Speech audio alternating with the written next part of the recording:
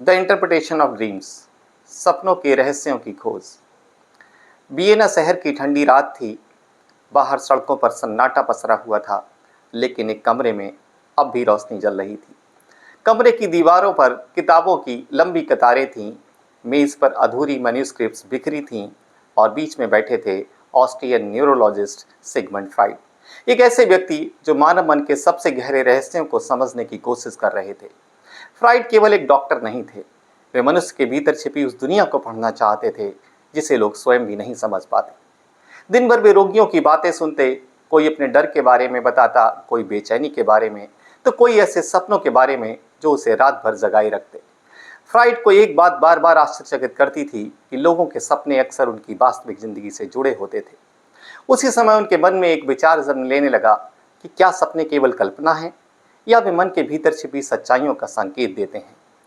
इन्हीं सवालों ने आगे चलकर जन्म दिया उनकी ऐतिहासिक पुस्तक द इंटरप्रिटेशन ऑफ ड्रीम्स को। इसका जर्मन नाम था डी ट्राइम डाई टुंग।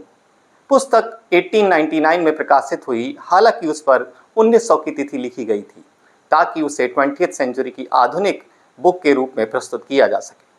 फ्राइड का सबसे बड़ा दावा था कि मनुष्य का मन केवल वह नहीं है जो हम सोचते या बोलते हैं। उन्होंने मन को दो भागों में बांटा। कॉन्शियस माइंड, जिसे चेतन मन कहा गया, यह वह हिस्सा था जिसे हम जानते हैं। अनकॉन्शियस माइंड, अचेतन मन, वह गहरा संसार जहां हमारी दबी इच्छाएं, भय, स्मृतियां और भावनाएं छिपी रहती हैं। फ्राइड का विश्वास था कि सपने इसी अचेतन मन की आवाज होते हैं।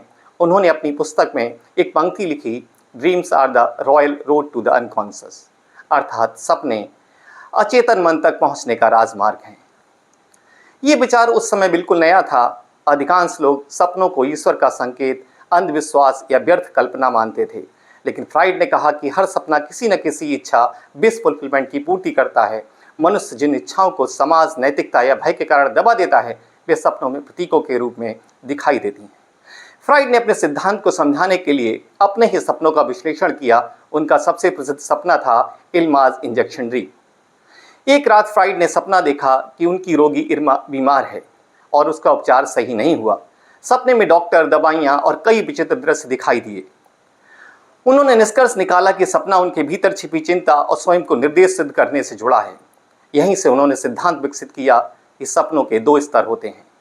मैनिफेस्ट कंटेंट, अर्थात प्रत्यक्ष विषय वस्तु, ये वह कहानी है जो हमें सपने में दिखाई देती है। लेटेंट कंटेंट, अर्थात गुप्त विषय वस्तु, यह सपने का वास्तविक और छिपा हुआ अर्थ है। फ्राइड ने कहा कि सपनों का असली अर्थ समझने के लिए हमें उनके पीछे छिपे लेटेंट कंटेंट को समझना होगा। लेकिन प्रश्न था, यदि इच्छाएं इतनी स्पष्ट हैं तो वे सीधे सपनों में क्यों दिखाई नहीं देती? फ्राइड ने इसका उत्तर ड्रीम वर्क के सिद्धांत से दिया। उनके अनुसार अचेतन मन अपनी इच्छाओं को बदलकर और छिपाकर प्रस्तुत करता है। इस प्रक्रिया में कुछ महत्वपूर्ण तत्व काम करते हैं, जैसे कंडेंसेशन। सपनों में कई अलग अलग विचार, यादें, भावनाएं या व्यक्तियों को मिलकर एक ही प्रतीक या दृश्य बना दिया जाता है, अर्थात एक छोटी सी चीज कई गहरे अर्थों को अपने अंदर छिपाई रहती है। उदाहरण के रूप में कहें तो यदि सपने में एक व्यक्ति दिखाई देता है तो उसमें आपके पिता, शिक्षक, मित्र, तीनों के गुण शामिल हो सकते हैं। डिस्प्लेसमेंट, सपने में असली और महत्वपूर्ण भावना किसी दूसरी वस्तु, व्यक्ति या घटना पर स्थानांतरित हो जाती है। यानी मन जिस चीज से वास्तव में डरता या परेशान होता है, उसे सीधे न दिखाकर किसी दूसरी चीज के माध्यम से दिखाता है। उदाहरण के रूप में यदि आप अपने बॉस से डरते हैं तो सपने में बॉस की जगह कोई खतरनाक जानवर दिखाई दे सकता है। सिंबोलिज्म, सपने में दिखाई देने वाली वस्तुएं, घटनाएं या व्यक्ति केवल साधारण चीजें नहीं होती, बल्कि वे गहरे मानसिक छिपे हुए अर्थों को प्रतीक होते हैं। उदाहरण के रूप में पानी भावनाओं का प्रतीक है, सीढ़ी उन्नति या संघर्ष का प्रतीक है, अंधेरा डर या भ्रम का प्रतीक है। सेकेंडरी रिवीजन, द्वितीय संशोधन का सिद्धांत, जब सपना बनता है तो मन बिखरे हुए विचारों और प्रतीकों को जोड़कर उसे एक व्यवस्थित, समझ में आने वाली कहानी का रूप दे देता है। इस प्रक्रिया से सपना थोड़ा तार्किक और क्रमबद्ध लगने लगता है। उदाहरण, अलग अलग और असंबंधित जो आपस में कनेक्टेड नहीं है, ऐसे दृश्यों को मन जोड़कर ऐसे दिखाता है जैसे वह एक कहानी का हिस्सा हो।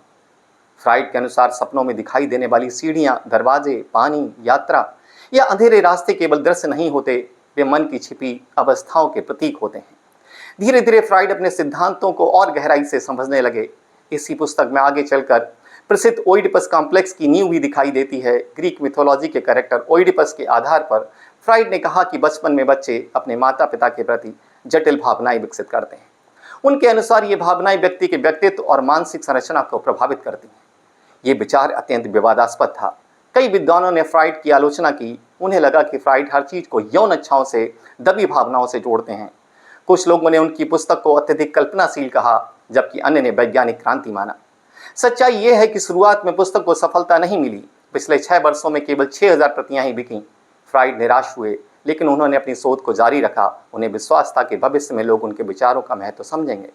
समय बीतता गया। धीरे धीरे यूरोप के बुद्धिजीवियों, लेखकों और वैज्ञानिकों ने फ्राइड के सिद्धांतों पर चर्चा शुरू की। साइकोएनालिसिस नाम की विचारधारा विकसित हुई। 20वीं शताब्दी के अनेक प्रसिद्ध लेखक और कलाकार मानव मन की गहराइयों को चित्रित करने लगे। सपने अब केवल रहस्य नहीं रहे, वे मनोवैज्ञानिक अध्ययन का विषय बन गए थे। हालांकि आधुनिक मनोविज्ञान के कई विशेषज्ञ फ्राइड के सभी सिद्धांतों से सहमत नहीं हैं। कुछ वैज्ञानिकों का मानना है कि सपनों की व्याख्या हमेशा वैज्ञानिक रूप से सिद्ध नहीं की जा सकती। फिर भी यह तथ्य अस्वीकार नहीं किया जा सकता कि फ्राइड ने मानव मन को समझने का नया मार्ग खोला। उन्होंने पहली बार ये विचार दिया कि मनुष्य के व्यवहार के पीछे छिपी हुई मानसिक शक्तियां काम करती हैं। उन्होंने ये दिखाया कि बचपन के अनुभव, दबाई गई इच्छाएं और अचेतन भावनाएं व्यक्ति के जीवन को गहराई से प्रभावित करती हैं। आज एक शताब्दी से अधिक समय के बाद भी द इंटरप्रिटेशन ऑफ ड्रीम्स मनोवैज्ञानिक के इतिहास की सबसे प्रभावशाली पुस्तकों में गिनी जाती है। दुनिया भर के विश्वविद्यालयों में इसका अध्ययन किया जाता है।